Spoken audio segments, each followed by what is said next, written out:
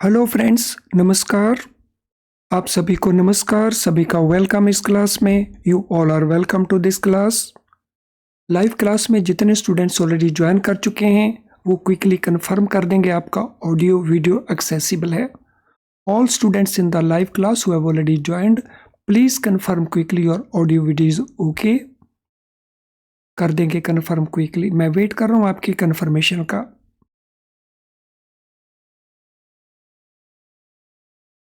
तो चलें शुरू करते हैं आज का डिस्कशन। आज का हमारा ये डिस्कशन इन कंटिन्यूएशन है from the previous session. Previous session में हम एसएलआर से रिलेटेड एस्पेक्ट्स को डिस्कस कर रहे थे और सीआरआर की जो स्टेटमेंट्स हैं, रिटर्न्स हैं, उनका डिस्कशन कर रहे थे। तो ये हमारा चैप्टर 22 मॉड्यूल सी है। हमारी इस बेस बिल्डिंग क्लास में हम कॉन्सेप्ट्स को पहले और फिर उससे रिलेटेड क्वेश्चंस को डिस्कस करते हैं। तो चलिए शुरू करते हैं। No penalties for not maintaining CRR. अगर सीआरआर को मेंटेन नहीं किया जाता है तो उसके लिए क्या क्या पेनल्टीज हैं। Penal interest shall be recovered in the event of shortfall in maintaining prescribed CRR on a daily basis। अगर डेली बेसिस के ऊपर जो बैंकों को सीआरआर मेंटेन करनी है, अगर उसमें कोई शॉर्टफॉल है तो उस शॉर्टफॉल के लिए उस दिन के लिए for that day bank will pay interest of 3% above base bank rate. तो उस दिन का जो रेलेवेंट बैंक रेट होगा प्लस 3% पर एनम, तो वो इंटरेस्ट पे करेंगे bank to reserve bank of India. So कितने अमाउंट के ऊपर, जितना अमाउंट एक्चुअली शॉर्टफॉल करता है उसके लिए। और अगर ये शॉर्टफॉल कंटिन्यू करती है on A next day also या सक्सीडिंग डेज को भी, तो फिर जो पेनल इंटरेस्ट है वो रेट इंक्रीज कर जाएगा। So increase rate will be 5% per annum plus bank rate. तो इस मीन फर्स्ट डे डिफॉल्ट के लिए तो ये रेट ऑफ इंटरेस्ट होगा bank rate plus 3%। Subsequent period के लिए ये रेट होगा बैंक रेट प्लस 5% पर एनम। तो ये इंटरेस्ट पे करना पड़ेगा कंसर्न्ड बैंक को to reserve bank of India. Now, in case of shortfall in maintaining CRR on average basis, अगर एवरेज बैलेंस मेंटेन नहीं किया गया तो दो तरह के बैलेंसेस हैं। एक होता है डेली बैलेंस। तो डेली बैलेंस के लिए ये रूल है। तो डेली बैलेंस कितना है? एवरेज का 90%। ऑलरेडी हमने लास्ट सेशन में नोट किया था। और जो एवरेज बैलेंस है वो रहता है NDTL का परसेंट, सम परसेंट जो भी प्रेस्क्राइब किया रहता है। तो अगर एवरेज बैलेंस मेंटेन नहीं किया जाता तो उस केस में जो पेनल्टीज होंगी उसके रूल हैं सेक्शन 42 RBI एक्ट में, और उसके भी रूल ऑलमोस्ट यही हैं जो नंबर 1 के लिए हैं।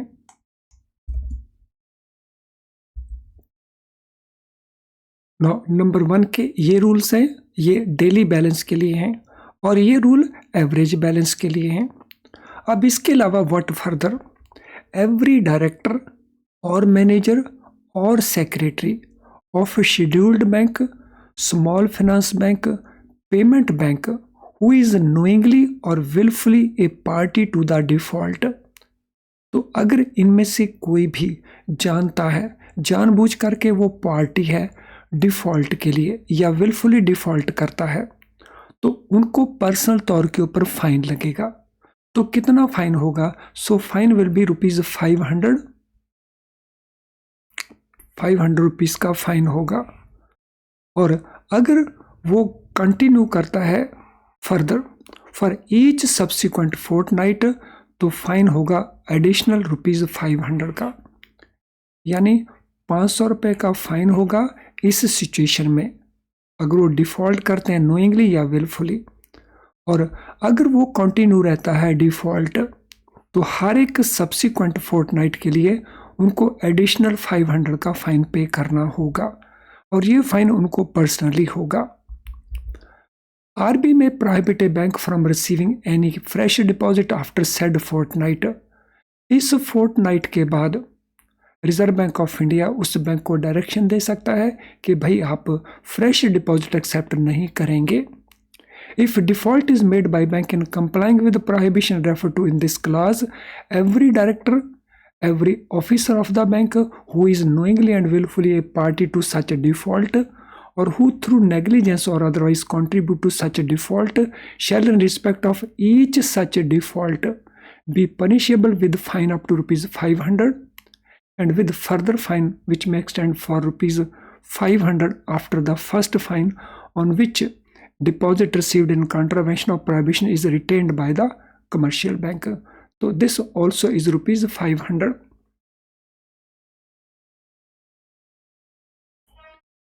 So बैंक को prohibit किया जा सकता है for accepting fresh deposits.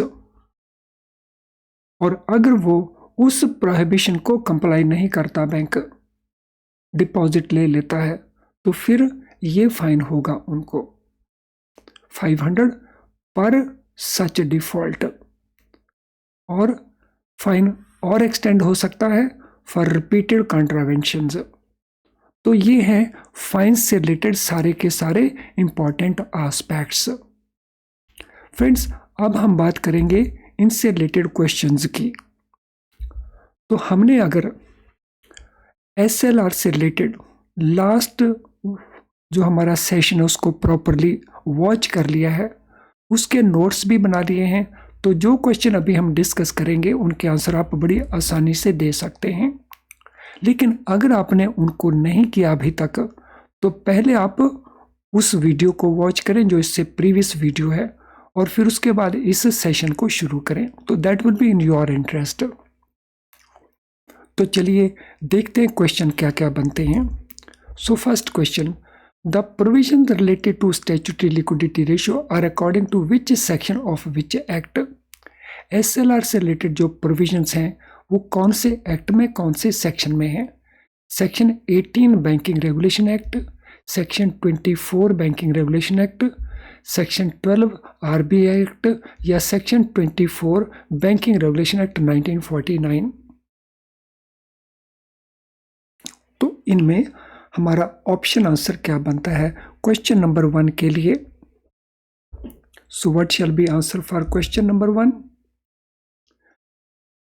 Question number 1 के लिए आंसर बनता है section 24 banking regulation act 1949. So this mean option D हमारा आंसर बनेगा.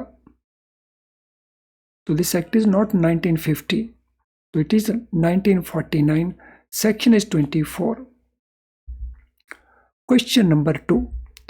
What is the minimum and maximum rate of SLR which RBI can prescribe according to section 24 Banking Regulation Act? इस section के मुताबिक reserve bank of India का power है SLR के rate को fix करना. Minimum and maximum reserve bank of India कितना fix कर सकता है? Minimum 25%, maximum 45%. No minimum, maximum 40%. Minimum 20, maximum 50. No minimum, maximum 35. तो क्या आंसर बनता है क्वेश्चन नंबर 2 के लिए? देखिए जरा. So what is answer for question number 2?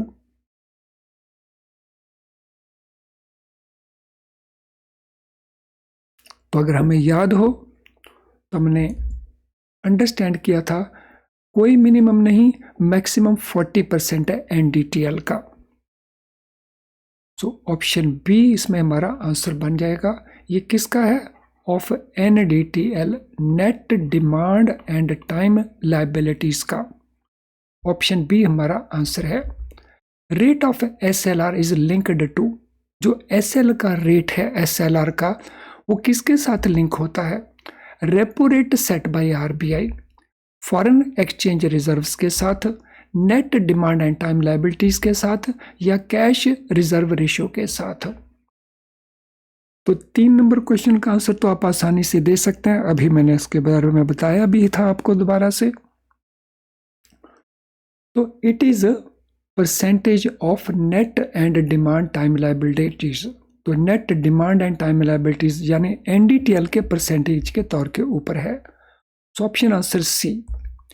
Net demand and time liabilities in India are taken into account as on. ये जो नेट डिमांड टाइम लायबिलिटीज हम लेंगे ये किस डेट की लेंगे? Last working day of the financial year की, first day of financial year की, last Friday of second preceding fortnight की, या second Monday of the month की। तो ये जो नेट डिमांड टाइम लायबिलिटीज को हम लेंगे for the purpose of maintaining SLR या सीआरआर, तो किस डेट की वो होंगी? सो वो हमने आंसर प्रोवाइड करना है क्वेश्चन नंबर 4 के लिए। तो देखें क्या आंसर बनता है क्वेश्चन नंबर 4 के लिए। हर चीज को हमने अच्छे से अंडरस्टैंड कर लिया है तो उसके बाद आपको डिफिकल्टी नहीं होनी चाहिए। तो what is the answer? Last working day of the financial year, no.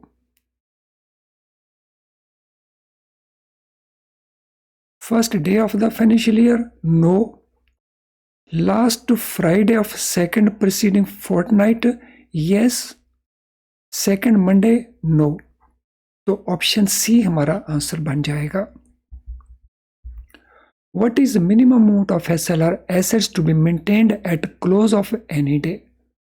So minimum amount SLR के एसेट का कितना है जो किसी भी दिन किसी भी डे के एंड के ऊपर क्लोज करना है? Fixed amount decided by RBI equal to amount calculated as percentage of NDTL in India, no specific requirement, fixed percentage of total asset. Minimum amount of SLR asset to be maintained at close of any day. तो कितना होगा वो?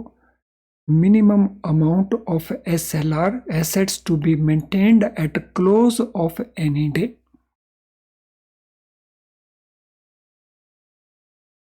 So minimum amount. So this minimum amount will be equal to जो as a percentage हमने calculate किया NDTL का। तो अगर किसी बैंक का NDTL लेट अस से 10,000 करोड़ है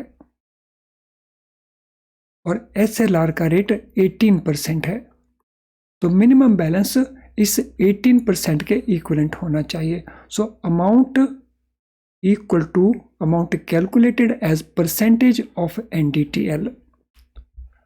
So option B हमारा आंसर बना। SLR assets include cash, gold, unencumbered investment, balance in CRR account। तो हमने बताना है SLR assets में क्या क्या included है। ये हमारे ऑप्शंस हैं 1 2 3 4 all, या 1 2 3 only, या 1 2 4 only, या 1 and 3 only। क्वेश्चन नंबर 6 के लिए देखिए क्या आंसर बनता है। For question number 6, cash, gold, unencumbered investments, balance in CRR account. तो cash it is included,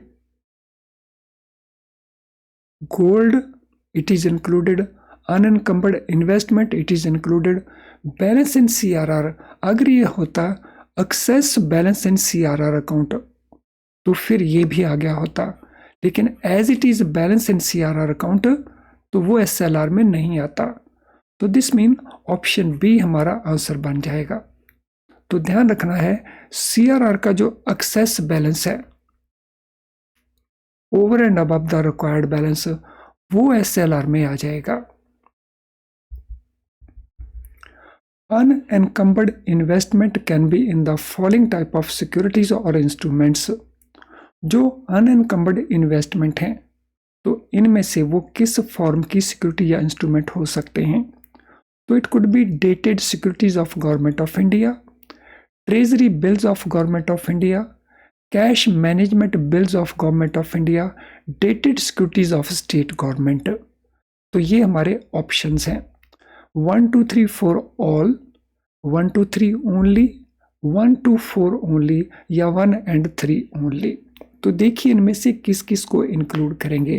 question number 7, what shall be included. Check करें इसको कौन कौन सा इंक्लूड होगा। So what will be included, किस किस को इंक्लूड करेंगे।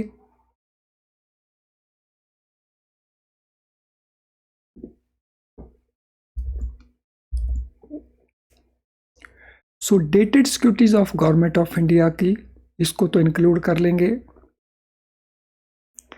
इसी तरह से ही ट्रेजरी बिल्स हैं गवर्नमेंट ऑफ इंडिया के, ये भी इंक्लूड हो जाएंगे। Cash management bills of Government of India, ये भी इंक्लूड हो जाएंगे। स्टेट गवर्नमेंट की डेटेड सिक्योरिटीज नहीं होती, स्टेट डेवलपमेंट लोन्स होते हैं, SDL, तो इसीलिए ये ऑप्शन हमारी आउट हो जाती है। तो अगर यहाँ पे state development loans of state government होता तो फिर हम उसको भी इंक्लूड कर लेते। तो दिस मीन ऑप्शन बी हमारा आंसर बनेगा। Securities lodged by one bank with another institution for an advance और any other credit arrangement to the extent to which such securities have not been drawn against और availed of shall be treated. अगर एक bank ने किसी दूसरे bank के साथ security laws कर दी है एडवांस लेने के लिए या कोई और क्रेडिट अरेंजमेंट के लिए, तो जो पोर्शन विड्रॉ नहीं किया गया तो उसको हम क्या ट्रीट करेंगे, एनकम्बर्ड ट्रीट करेंगे, अनसिक्योर्ड ट्रीट करेंगे, प्लेज्ड ट्रीट करेंगे या अनएनकम्बर्ड ट्रीट करेंगे। तो इनमें से उसको क्या ट्रीट किया जाएगा। What it shall be treated, क्या ट्रीट करेंगे उसको। सो जो पोर्शन विड्रॉ नहीं किया गया, what it shall be treated, उसको ट्रीट किया जाएगा unencumbered, means free of any charge. तो ऑप्शन डी हमारा आंसर बन जाएगा। Securities offered by bank as collateral to reserve bank of India for availing MSF, तो उन सिक्योरिटीज को हम क्या ट्रीट करेंगे। So how do securities shall be treated, encumbered, unsecured, pledged या अनएनकम्बर्ड। अगर कोई सिक्योरिटी ऑफर की गई है as a collateral to reserve bank of India for availing MSF, तो उसको हम क्या ट्रीट करेंगे, how it will be treated, encumbered, unsecured, pledged और अनएनकम्बर्ड। देखिए अपने नोट्स को भी रेफर कर सकते हैं चाहे तो आप। तो it will be treated as unencumbered, तो इसको अनएनकम्बर्ड ट्रीट किया जाएगा। Option D answer. Record of investment by banks will be kept in, जो बैंकों के इन्वेस्टमेंट्स हैं उनका जो रिकॉर्ड है वो कहाँ पे मेंटेन होगा। Main general account with reserve bank of India, subsidiary general account with reserve bank of India, special reserve account with RBI या primary general account with reserve bank of India. So record of investment bank किस form में maintain करेंगे। तो question number 10 के लिए क्या answer बनता है। So this record will be maintained in the form of SGL, subsidiary general ledger account. तो यहाँ पे जनरल लेजर वर्ड भी होना चाहिए। तो या तो ये मेंटेन किया जाता है SGL अकाउंट के अंदर, सब्सिडरी जनरल लेजर, या कंस्टिट्यूएंट SGL अकाउंट होता है उसके अंदर। तो mainly it is within SGL account. इससे पहले कि हम अगले पार्ट को कवर करें, this is important information for you. If free live class is enough to pass the exam, ये जो क्लासेस में आप ज्वाइन किए हुए हैं, क्या ये काफ़ी आपके एग्जाम को पास करने के लिए? सर्टनली नॉट, ये क्लास काफ़ी नहीं है, लेकिन ये क्लास बहुत यूजफुल है आपके स्कोर को इम्प्रूव करने के लिए। तो अगर आपने अपने स्कोर को इम्प्रूव करना है तो ये क्लास यूजफुल है, लेकिन पास होने के लिए आपको फुल सिलेबस को कवर करना होता है। तो अगर आपको एग्जाम पास करना है तो फुल सिलेबस को कवर करें। अगर फुल सिलेबस को कवर करने के लिए आप IIBF बुक्स को यूज कर रहे हैं तो आपके सामने कुछ इश्यूज हो सकते हैं। फॉर एग्जाम्पल, इनमें जो कुछ लिखा है, जैसे लिखा है, that is difficult to understand. इसके कारण आप उसे बार बार पढ़ते हैं, फिर भूल जाते हैं, और as a result you have to spend lot of time. इन बुक्स में क्वेश्चन तो आपको मिलेंगे प्रैक्टिस के लिए, लेकिन बहुत थोड़े क्वेश्चंस मिलेंगे जिससे आपकी प्रॉपर प्रैक्टिस नहीं हो पाती। इसी प्रकार से सीआईबी में केस स्टडीज इंपॉर्टेंट हैं, लेकिन केस स्टडीज इन बुक्स में आपको ऑलमोस्ट ना के बराबर मिलेंगी। तो फिर इसका सॉल्यूशन क्या है? इसका सॉल्यूशन है हमारे best quality very low priced video lessons. इन वीडियो लेसन्स के अंदर हम जो कुछ भी आपको कॉन्सेप्ट अंडरस्टैंड करवाते हैं, वो कॉन्सेप्ट आप अच्छे से अंडरस्टैंड कर जाते हैं, फिर उनको भूलते नहीं, बहुत क्विकली अंडरस्टैंड कर जाते हैं, इसलिए आपकी ये प्रॉब्लम भी सॉल्व हो जाती है। यानी हमारे वीडियो लेसन्स आपकी ये दोनों प्रॉब्लम को सॉल्व कर देते हैं। जो हमारे केस स्टडीज़ हैं, तो आपकी जो केस स्टडी की प्रैक्टिस की रिक्वायरमेंट है, क्योंकि उसमें केस स्टडी में सॉल्यूशन भी हम प्रोवाइड करते हैं, तो आपका ये इश्यू भी सॉल्व हो जाता है। हमारा जो क्वेश्चन बैंक है उसमें मल्टी चॉइस क्वेश्चंस होते हैं बहुत सारे, तो उससे आपकी प्रॉपर प्रैक्टिस भी हो जाती है। यानी आपके ये सारे प्रॉब्लम्स उससे सॉल्व हो जाते हैं।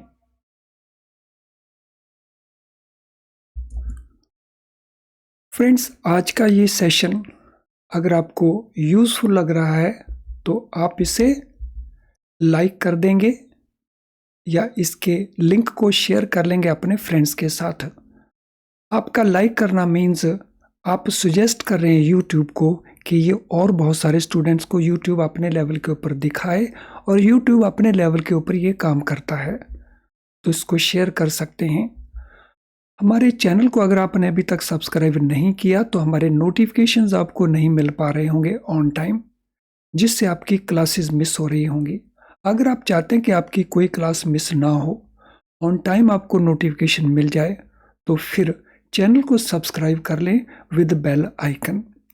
और हमारी इन प्रोडक्ट्स को आप यूज़ कर सकते हैं हमारी ऐप के थ्रू या हमारी वेबसाइट के through.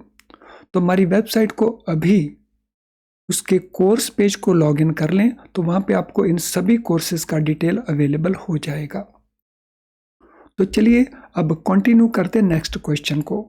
What procedure to be adopted for calculating NDTL for SLR purpose? SLR purpose के लिए अगर हमने एनडीटीएल को कंप्यूट करना है, कैलकुलेट करना है, तो कौन से प्रोसीजर को अडॉप्ट करेंगे? It is different from CRR computation, similar to CRR computation, independent of CRR computation, या same as in case of CRR. तो ऑप्शन आंसर हमारा 11 नंबर क्वेश्चन के लिए क्या बनेगा? It is same as in case of CRR, यानी option D हमारा answer बन जाएगा। Scheduled commercial banks are required to include interbank term deposits, term borrowing liabilities of all maturities in. So अगर scheduled commercial बैंकों की interbank term deposit liabilities हैं या term borrowing liabilities हैं, तो उनको वो कहाँ पे इंक्लूड करेंगे? Asset with the banking system, liabilities to the banking system, interbank transactions, या टर्म डिपॉजिट पोर्टफोलियो। तो इंटरबैंक टर्म डिपॉजिट की लाइबिलिटीज हों या टर्म बोरिंग की लाइबिलिटीज हों, तो इनको बैंक कहाँ इंक्लूड करेंगे? Where they will include. Asset with banking system, no, asset तो है नहीं ये। Liabilities to the banking system, yes, this is correct option answer, option B is the answer. Bank shall include their interbank asset of term deposits or term lending of all maturities in for calculating NDTL for SLR purpose। SLR purpose के लिए NDTL calculate करते समय bank अगर उनके interbank assets हैं term deposits के या term landing के, तो उनको कहाँ इंक्लूड करेंगे? इंटरबैंक लाइबिलिटीज में, एसेट विद बैंकिंग सिस्टम में, इंटरबैंक ट्रांजैक्शंस में, या टर्म लैंडिंग पोर्टफोलियो में। तो where they will include, question number 13। तो क्या आंसर बनता है क्वेश्चन नंबर 13 के लिए? So it is assets with banking system. Scheduled commercial banks are required to submit a CRR return under Section 42 subsection 2 of RBI Act on। जो CRR का return है वो बैंकों को कब सबमिट करना है, किस फॉर्म के ऊपर? फॉर्म बी के ऊपर, फॉर्म सी के ऊपर, फॉर्म ए के ऊपर या फॉर्म डी के ऊपर? CRR का रिटर्न किस फॉर्म के ऊपर वो सबमिट करेंगे? Return of CRR। So they will submit on form A. Form A के ऊपर ये रिटर्न सबमिट होना है। सो यहां पे हमारा ऑप्शन आंसर बनेगा सी। तो ऑप्शन आंसर हमारा ए नहीं बनेगा, फॉर्म तो ए बनेगा लेकिन ऑप्शन आंसर बनेगा हमारा C. So this is correct answer. Scheduled primary cooperative banks are required to submit CRR return of to Reserve Bank of India Act on। तो प्राइमरी कोऑपरेटिव बैंक्स जो शेड्यूल्ड है वो return किसके ऊपर? Form A के ऊपर, सी के ऊपर, डी के ऊपर या बी के ऊपर? शेड्यूल्ड प्राइमरी कोऑपरेटिव बैंक्स, उनको ये रिटर्न किस फॉर्म के ऊपर सबमिट करना है? So they will submit on form B. Option D हमारा आंसर बन जाएगा। Provisional return of CRR on form A और form B, it is required to be sent for. तो जो प्रोविजनल रिटर्न होगी CRR की या CRR की फॉर्म ए के ऊपर या फॉर्म बी के ऊपर हो, तो ये किस डेट के लिए भेजी जाएगी? एवरी ऑल्टरनेटिव फ्राइडे के लिए, एवरी मंडे के लिए, every last working day of month के लिए या एवरी सेकेंड थर्सडे के लिए? CRR का return. So this return will be submitted as on what? So ये रिटर्न सबमिट किया जाएगा ऑन एवरी ऑल्टरनेटिव फ्राइडे। हर एक ऑल्टरनेटिव फ्राइडे के लिए ये भेजी जाएगी क्योंकि ये फोर्टनाइटली रिटर्न है। Provisional return on CRR form A ऊपर हो या फॉर्म बी के ऊपर कितने पीरियड में सबमिट करनी होगी? तो यहाँ पे हमने बताना पीरियड क्या रहेगा। 5 days after date of relevant fortnight, 10 days, 7 days या 15 days? रेलिवेंट फोर्टनाइट के खत्म होने के कितने दिनों के बाद? So this will be within 7 days after date of relevant fortnight, यानी हमारा ऑप्शन आंसर बन जाएगा सी। If reporting Friday is a holiday according to NI Act, return shall be submitted for close of business of। अगर reporting Friday holiday है NI act के मुताबिक, तो फिर ये रिपोर्ट किस पीरियड के लिए सबमिट की जाएगी? सब्सिक्वेंट वर्किंग डे के लिए, सेम वर्किंग डे के लिए, सेम डे के लिए सॉरी, प्रीसीडिंग वर्किंग डे के लिए या any working day of the next week? तो अगर फ्राइडे हॉलीडे है तो फिर ये स्टेटमेंट किस पीरियड के लिए भेजी जाएगी?